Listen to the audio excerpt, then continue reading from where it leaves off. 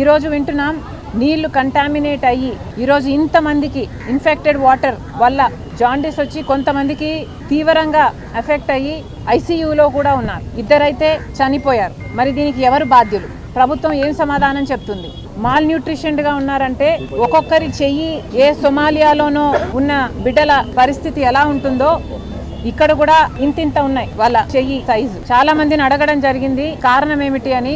అక్కడ తిండి ఎలా ఉంది అని అడిగితే చాలా మంది తిండి బాగోలేదు అని చెప్పడం జరిగింది. అసలు ఉడకక ముందే దించేస్తారు అని చెప్పడం జరిగింది. కనీసం నీళ్లు కూడా సరిగ్గా ఉండవు. స్నానం చేయాలి అంటే 5 గంటలకు లేచి చేయాలి అని చెప్పారు. కనీసం బాత్రూమ్ కు వెళ్ళాలి అంటే నీళ్లు ఉండవు అని కూడా చెప్పారు. మైండ్ యూ, వీళ్ళంతా ఆడబిడ్డలు. అక్కడ ఉన్న ఆరో సిస్టము బాగలేదని దాన్ని బాగు చేయమని ఎన్నో నెలలుగా చెప్తూనే ఉన్నాము. కానీ ఎంత కాలమైనా ఎవరూ పట్టించుకోవడం లేదు అని చెప్తున్నారు. అంటే మరి పట్టించుకునేవాడు ఎవడు? అసలు వాళ్ళ సంక్షేమం గురించి ఎవరు పట్టించుకుంటున్నారు?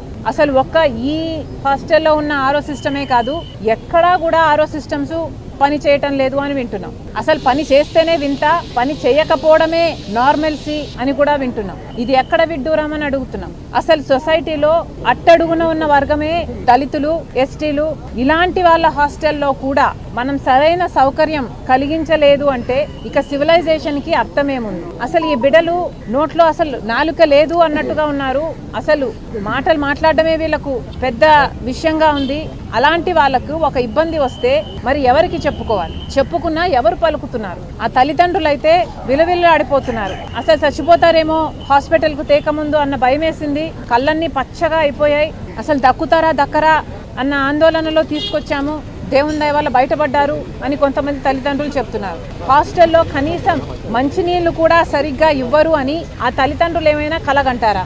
ఎంత నమ్మకం పెట్టుకొని వాళ్ళు తమ బిడ్డలని ఇలాంటి హాస్టళ్లకు పంపిస్తే ఇలాంటి హాస్టల్స్లో కనీసం బాత్రూములు బాగుండవు, కనీసం నీళ్లుండవు, కనీసం ఫుడ్ సరిగ్గా ఉండదు, కనీసం తాగే మంచినీరు కూడా కంటామినేట్ అయిపోయింది అంటే ఇక ఈ తల్లిదండ్రులకి ఏం సమాధానం చెప్తుందో ప్రభుత్వం, కూటమి సర్కార్ సమాధానం చెప్పాలి.